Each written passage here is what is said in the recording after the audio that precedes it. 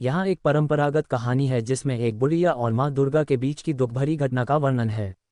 एक छोटे से गांव में एक वृद्धा दादी जी रहती थी।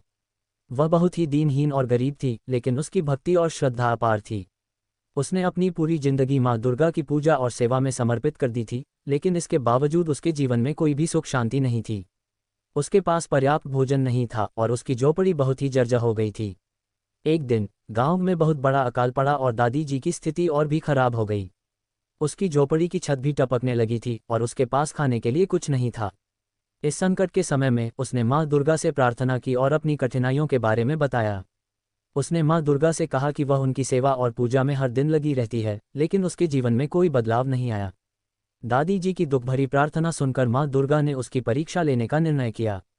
माँ दुर्गा ने दादी जी के सामने एक दिव्य रूप में प्रकट होकर कहा, मुझे देखकर तुम्हें खुशी होनी चाहिए, लेकिन तुम दुखी हो क्योंकि तुम्हारे पास सामग्री नहीं है। मैं तुम्हारी मदद करूंगी, लेकिन पहले मुझे ये जानना होगा कि तुम्हारी भक्ति कितनी सच्ची है। माँ दुर्गा ने दादी जी से एक कठिन परीक्षा ली।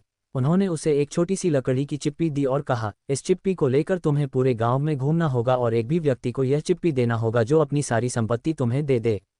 दादी जी ने इस चुनौती को स्वीकार किया। वह गांव में घूमी, लेकिन हर किसी ने उसे नकार दिया। अंततः जब वह थक गई और बहुत ही निराश हो गई, तब एक पुराने मित्र ने उसकी स्थिति देखी और उसे एक छोटी सी मदद की।